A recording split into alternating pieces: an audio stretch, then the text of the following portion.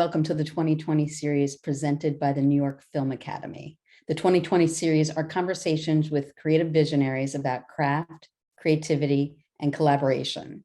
So we're going to have 20 minutes of shop talk and then 20 minutes of answering questions from you, the global audience. So in the Q&A, please write in and we will try to get to you. Today, we have an amazing director. She's brilliant. She's lovely. And I'm proud to say a very good friend of mine, Rachel Harms. Hey, Yay, Liz. Rachel, we did it. Hi. Jazz hands. Hi. It's always so refreshing when people show up and then people that I love show up on the other end of the Zoom. So I'm going to jump right into it. So you have an extensive experience as a commercial director.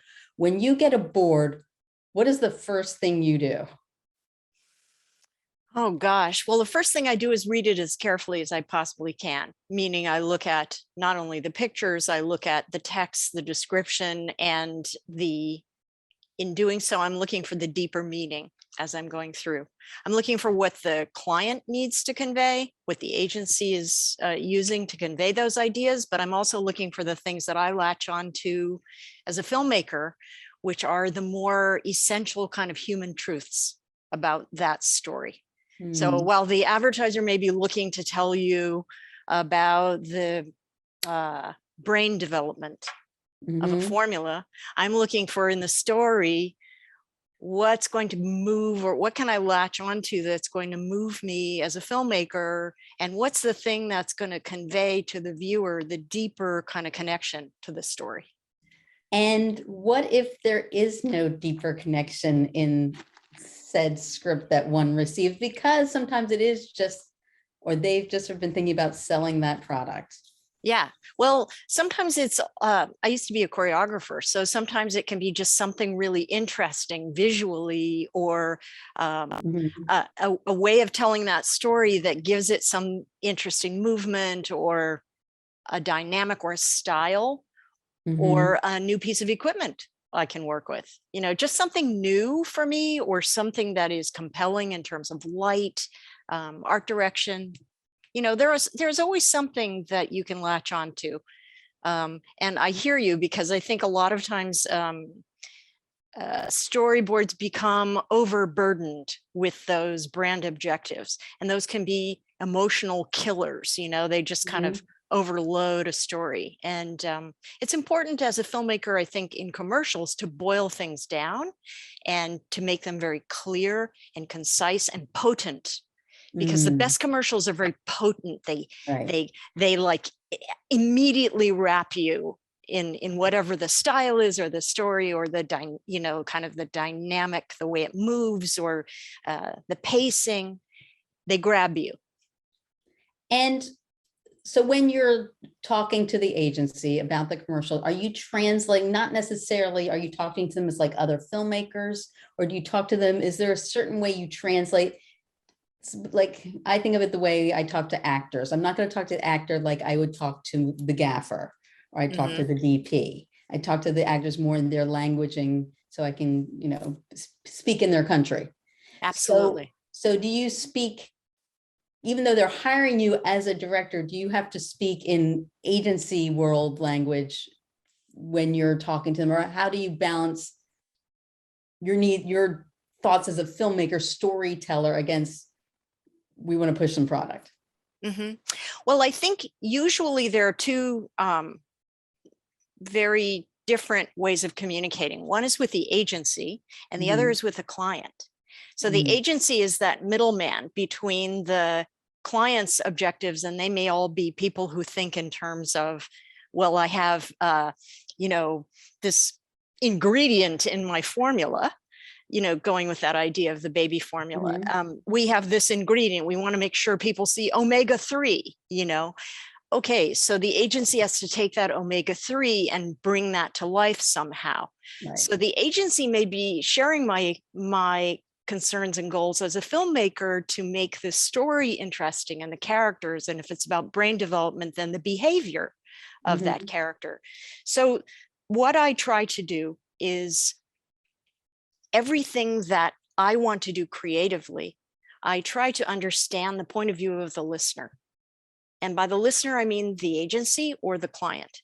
So if the client is interested in getting the omega-3 idea, they also understand that people have to want to watch that commercial, and that my goal is to think about this omega-3 and what it's doing, but also to be able to create a very compelling visual story for the viewer. And so I then speak to the client or speak to the agency in ways that justify my my creative ideas from their perspective, because we're working for other people. So we have to understand their perspective, what their goals are, you know, not push those aside, but embrace them, and then find creative and interesting ways to make that watchable and compelling. And you can't just say, oh, it's a cool idea, you know, because cool, you know, the world is full of cool ideas that don't actually convey the ideas that the advertisers want to convey. 100%, 100%. So I want to watch your, with everyone, your beautiful Enfamil. Did I pronounce that right? Enfamil. I knew I was going to get that wrong. The Enfamil, there's interesting production challenges that we had chatted about that come from definitely people who have never worked with kids. So Charlie, let's play that, and then we'll talk about it. Okay. Go, Charlie.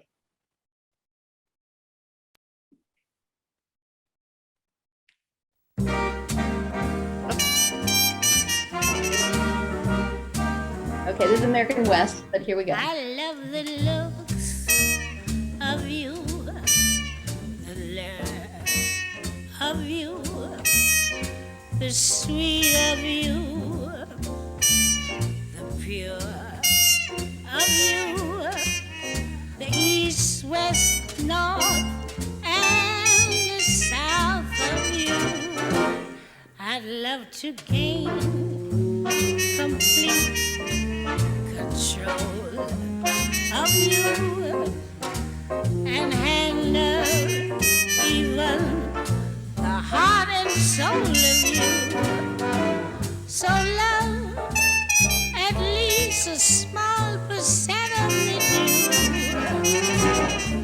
For I love all of you.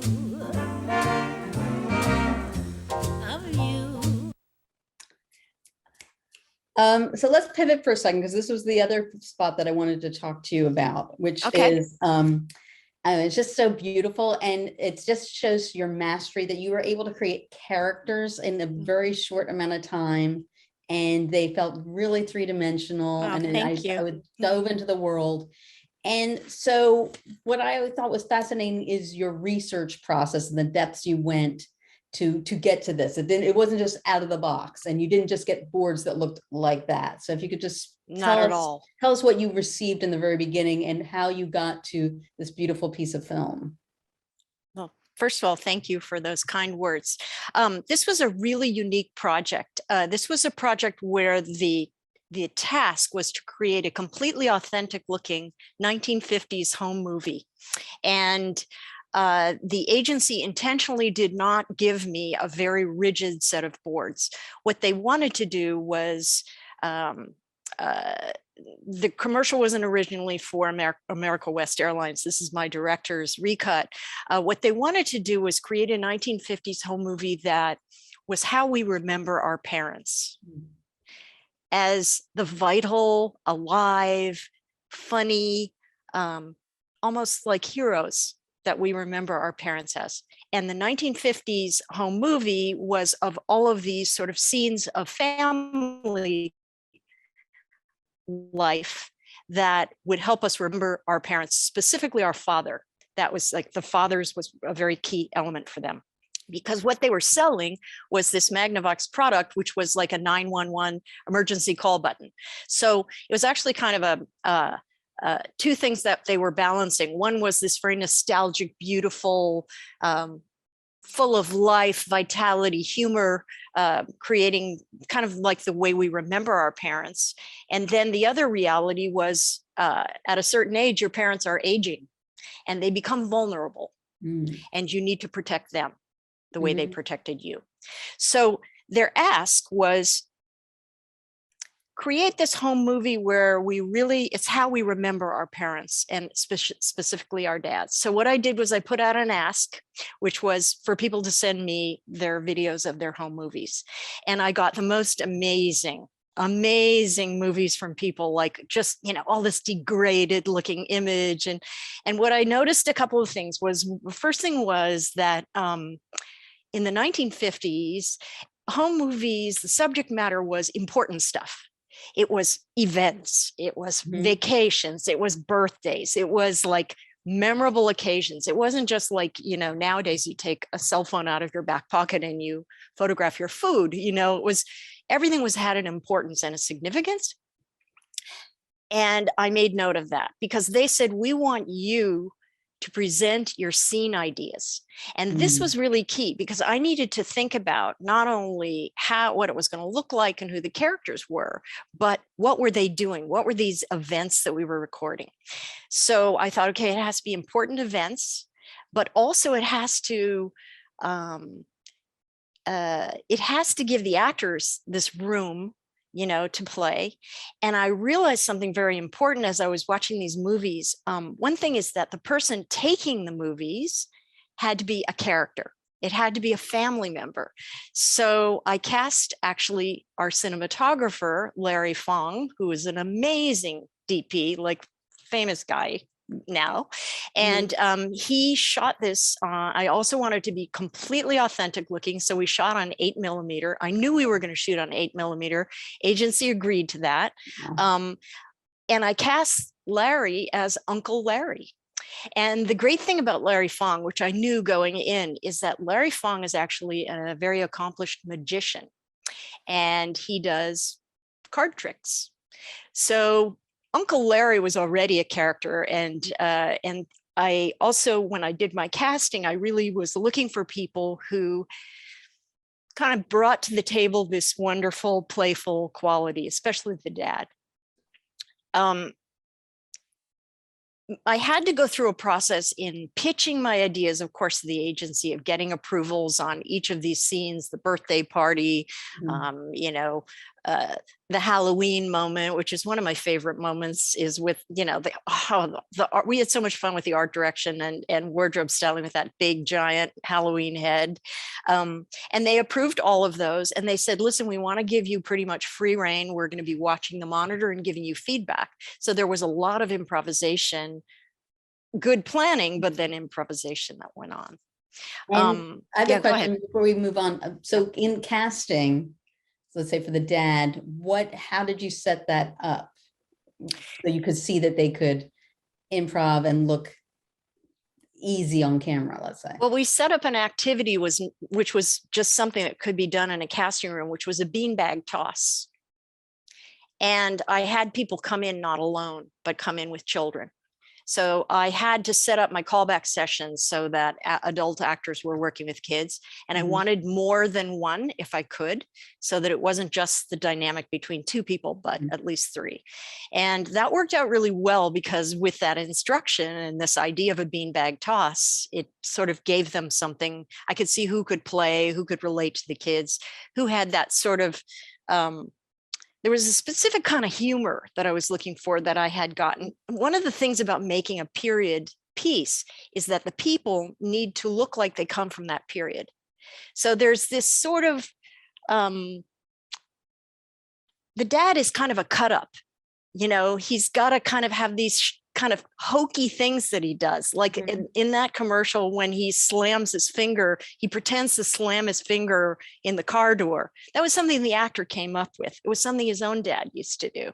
So I was looking for that kind of playful quality with the cast members. I must say, the guy that we cast in this commercial, he brought so much to the table, like that gag. The thing when we're at the beach and he holds his hand up. He has his son, this little boy who he just met like the day before, and the son is standing on his hand. That's something his dad used to do with him. Wow. Later on, he told me that he never wanted to have kids before he actually shot that commercial, and he ended up having like 3 kids. Look at you. What and for the kids, was there anything specific you were looking for? Yeah, I needed children who were going to be able to work with that kind of a guy. You know, I say guy because he was the main motivator. And so like that scene where he's putting the kids to bed, we told the children that they should do everything within their power not to let him put them to bed. So and not fighting, but playing. Just whenever he tries to put you down, just figure out a way to get up again. So, you know, you needed to have children who had that kind of balancing act. Not both children. It was the younger boy in this commercial who really was a huge personality. And I could tell already that he was, you know, loved to be the center of attention, not in an obnoxious way, but he always had fun things to throw in there. And his older brother was a little more serious, which I liked because they sort of played off each other. I definitely believe the woman and the coupleness of them. Yes.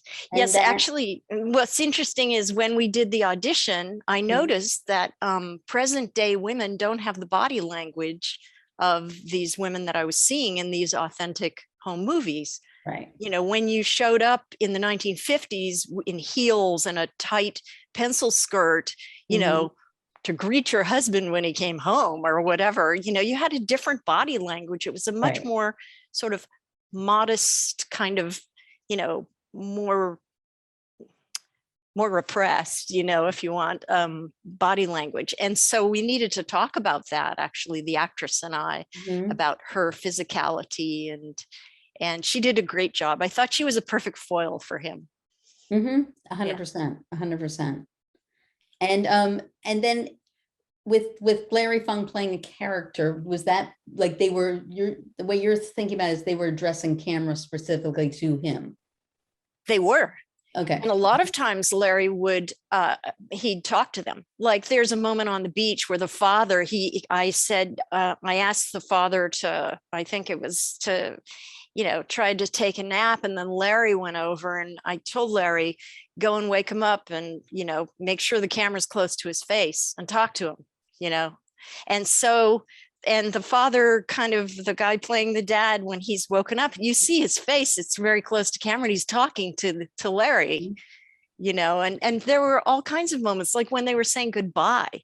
You notice, I don't know if you noticed, like the kids get in the car. Oh, there's no seat belts. There's nothing, you know, and the kids are like looking out of the window, and the car is taken off and they're waving to him. I mean, it was really important to set up that rapport. And I'm very proud to say that the mother of one of the agency creatives, when she saw this commercial, she said, oh my goodness, where did you get those marvelous home movies?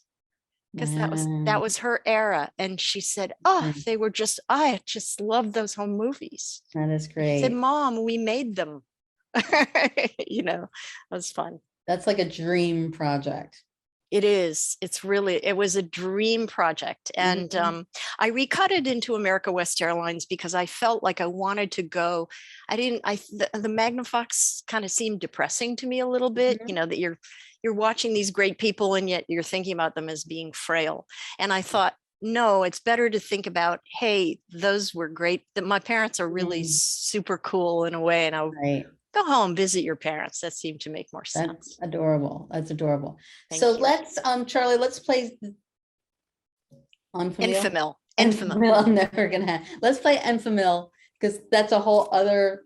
This was a creative ecstasy, and then when you have different constraints going on. Yes.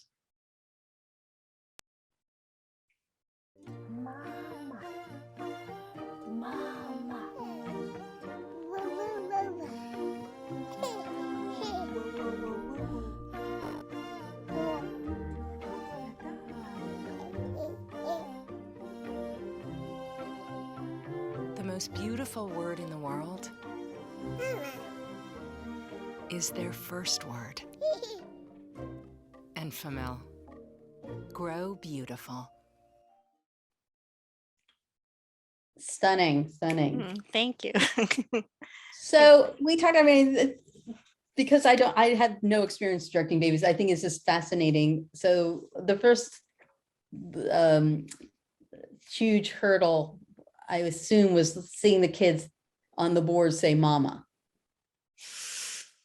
Well, actually, that for me wasn't the most huge hurdle. The most, like, if we're looking at the other commercial as being the ultimate, like, free reign, bring us your great ideas, Right. just like, run with it kind of Go, project. Rachel, Go, go. This commercial was the opposite of that. This commercial was when I read the board, when I have any board involving children, especially, I'm going through in a very analytical way, and I'm looking at what behaviors we need to get in order to tell that story. In this particular commercial, here was the list.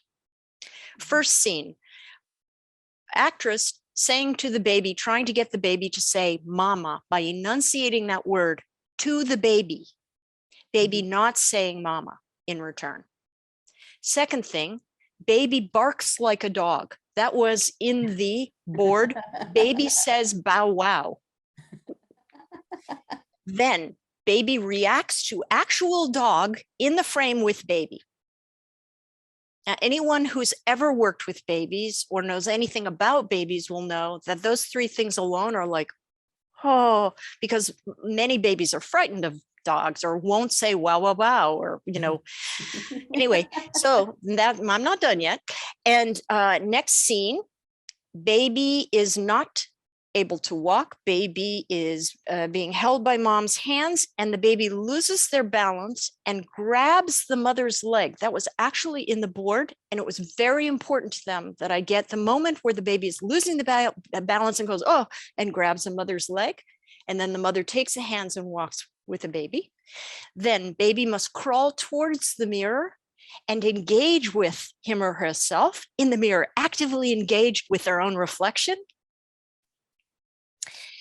Next, the baby has to be sitting on the lap of the parents while the parents are falling asleep.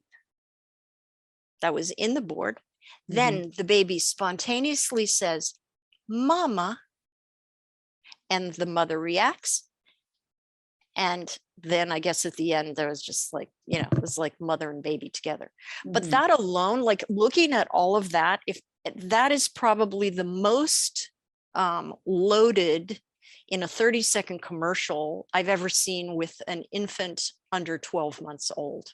Wow. And all of those things needed to be achieved in order for them to feel like they got their story, which was about brain development.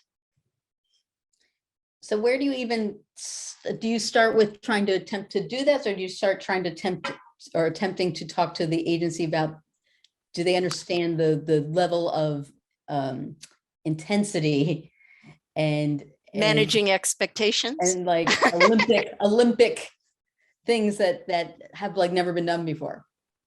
Well, I've always found that honesty is the best policy. I have a lot of experience directing children, and I can speak from experience, but I also try not to limit my own success at something by saying, hey, I can point out to them that it's a big ask. I can point out to them that all of these behaviors may not be combined in one child, but it was very important to them that the story is one child and one mother. So, how should I put it? I try to be realistic and help people manage their expectations, but then it's my job as a specialist to figure out how I can do it. And if I don't, like barking like a dog, that honestly, I just thought, I'm going to have to figure out some other way that I'm going to get this to work. And in fact, I did. I'll tell you that because I think that's interesting. This baby that wonderful baby that we ended up hiring, her father was her primary caregiver, and he was a musician. And I said to him, in thinking about how am I going to get this particular moment, I said to him, her name was Lana. I need Lana to make a movement with her mouth like she's, sounds. Is there anything you can suggest? And he said, oh yeah, she loves to sing to her favorite music. And I said, great, bring her favorite. What does she do when she does that? And he showed me some, like imitated her. And I said, that would be perfect. Bring her favorite music and let's see if you can get her to sing, which is what he did. And at the moment that we shot that, the baby threw her head back and she went, whoa, kind of like that. And we added that sound, wow, wow, wow, wow, after. And of course, then the mother looks up and sees the dog in the door, and the rest is history. But just kind of have to figure out how to get it done. So you're just like, this is where it becomes MacGyver, like trying to figure, what, because there's not going to be a rule book or a playbook. No. And when I'm just curious, in scheduling, do you try to schedule, like, what do you schedule first with an infant and what do you schedule later in the day, let's say? It depends on the infant.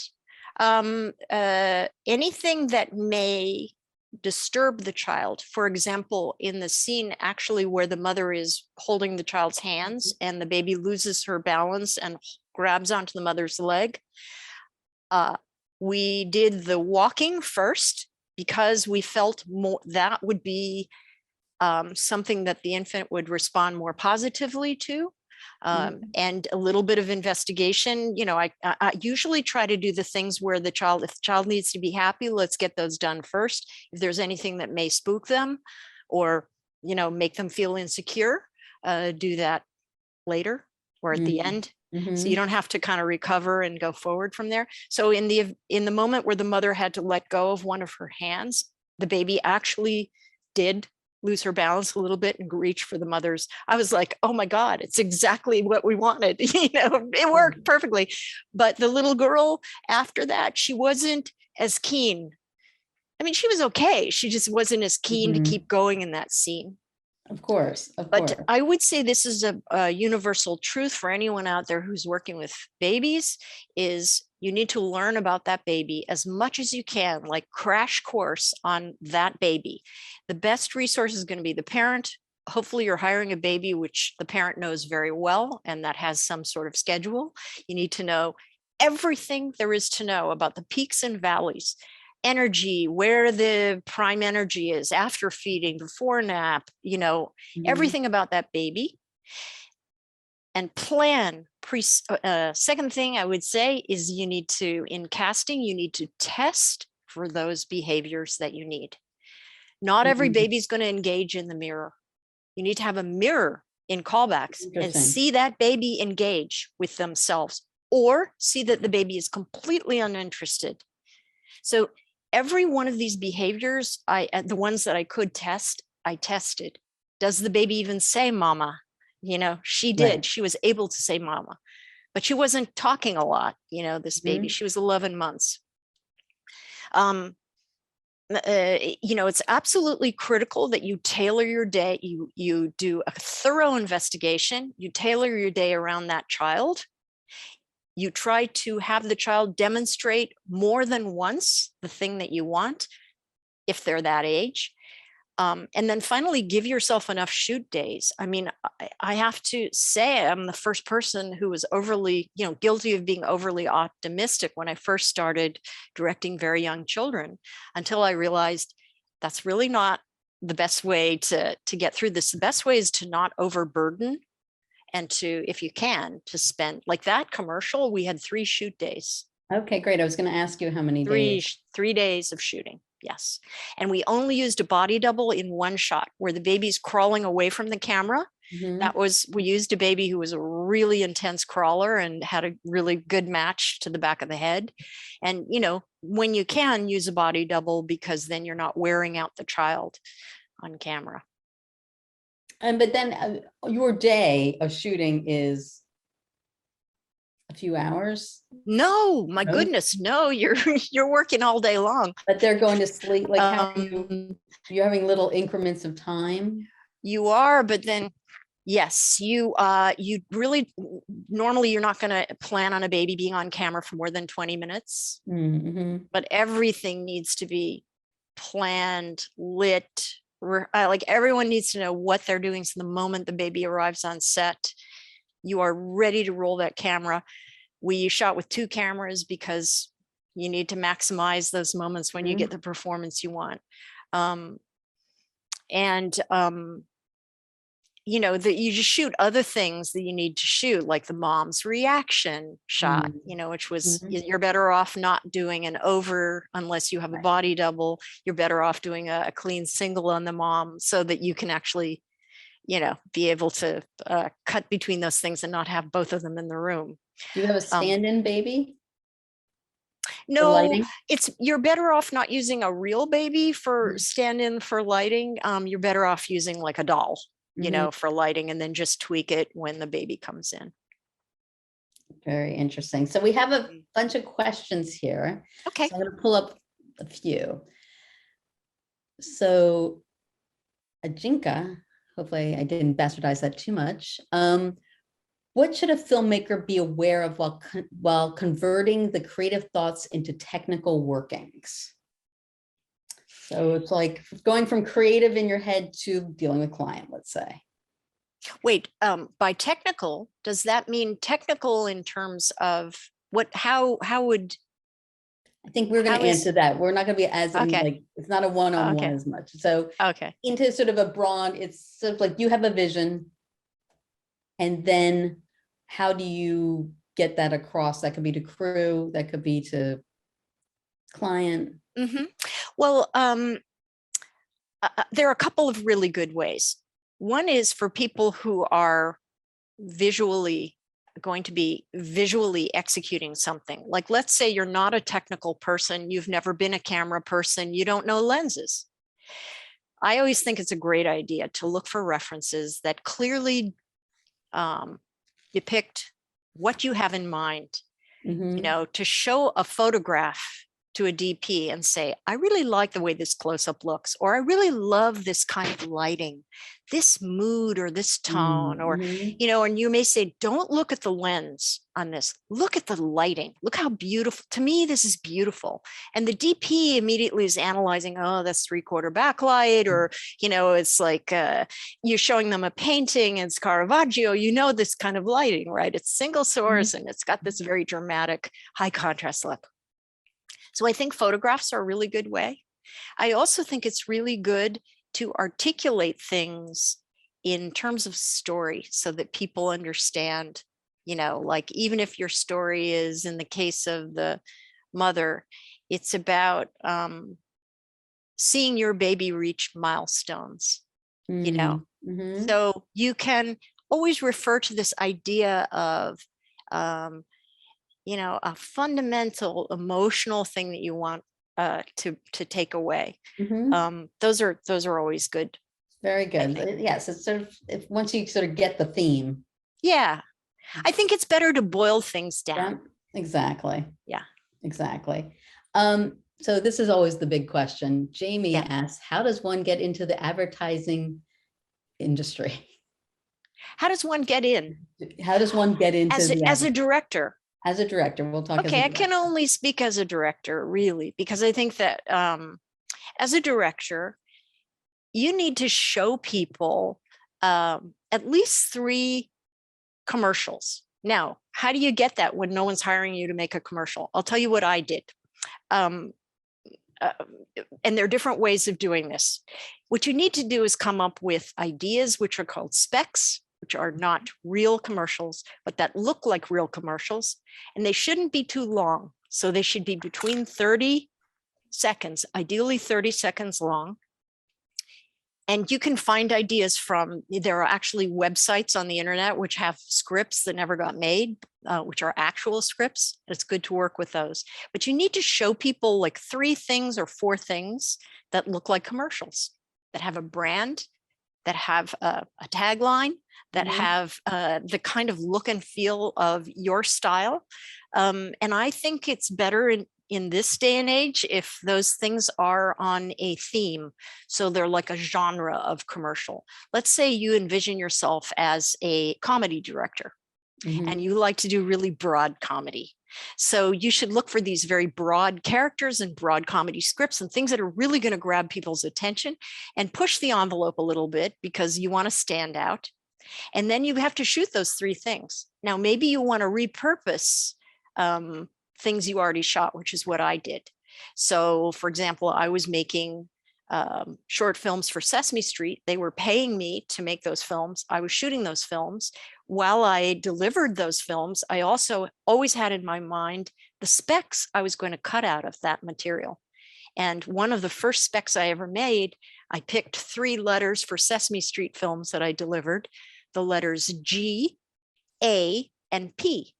And one of my first specs was a Gap Kids commercial using footage from G, A, and P, those individual letter films, that I then shot one extra. I boarded the whole thing and I shot one extra shot, which was the Gap film ending. And I created a spec for Gap Kids. That's great. That's a And great that idea. helped get me into doing kids commercials. I love it. It's sort of like, it's fun. You know how they always like, this is brought to you by the letter G. Like, I did those. I did not know that. That is a yeah, really cute I tip. did almost every letter of the alphabet for Sesame Street. How fun. Yeah. That Anyway, is- it gives you a lot of experience to have to think outside the box if you're already shooting. I know lots of directors try to shoot additional shots on Yeah. legit projects that they're Yeah. shooting. They're coming up with their spec ideas and then recutting them. But all I can say is it's a really hard thing to get people's attention if your reel has 3 different things on it that show you as a comedy director, dramatic storyteller, and a car director. I mean, 100%. you'll never get into this industry because everyone wants a specialist. They want a specialist and they want a quick read. Quick read. They want to know who it is, who you do you are, do? what you're doing. What do you do? What do you do? Don't What do waste you my do? time. What do you do? How are you going to do that? Yeah. And the other thing I would say is for specs, is don't do it for a humongous national brand or international, like Nike or Yes, Adidas. that is a or- great piece of advice. because they already do amazing, super high-end work, and they put so much money into the thought process and creative and ideas to make them that seamlessly simple and elegant, and it just won't compete. Right. Instead of Starbucks, choose something like Phil's Coffee, Exactly. something that's a small brand. And the other thing is, to your point, Liz, just piggybacking on that, when people who are seeing you, the people who are going to look at this that want to hire you are ad people. And Yeah. ad people want to see on your reel things they wish they'd made, ideas they wish they'd thought of.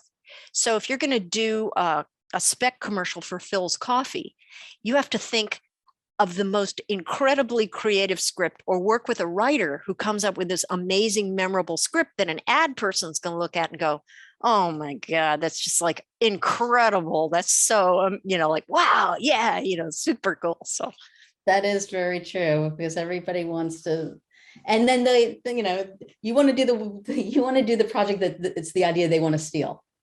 yes. Basically. Right. And then the other thing is that each one of those ad people that you're showing this ad to, they already know the Starbucks tagline, the look, the feel. So you're at a disadvantage if you're an up and coming filmmaker to mimic and try to fit into the footsteps of something that they know much better than you do. So you're better off creating the template for something new rather than trying to imitate something that's a very well-established brand. Exactly. Because they know all the brand specs, and they're like, no, they would never, Starbucks would never make something like this. Yes. And so they won't see your commercial because they're already having their thing in their head. They're judging you. Yeah. Against what they know in business. Yeah. Rachel, this has been amazing. And now we are thank done. you. Wow. really quick, where can people, if they want to look at your work or where can they find? Well, my website is harmsfilm.com. That is HARMSFILM singular harmsfilm.com. And you can go there, look at my work, and you can contact me through the contact box. Great. Thank you, Charlie. And so we put that in the chat as well. And would you be open if people have questions? Oh, absolutely. Definitely. Sure. Very nice. That's People very helped me when I started with information, and that just made a huge difference in, being able to kind of find my way. So I always want to give back. awesome. Well, thank you so much. This Thank has been you, such Liz. a joy. And thank you, New York Film Academy, for hosting the 2020 series. And everyone be safe, and we'll see you all later. Bye. All right. Bye.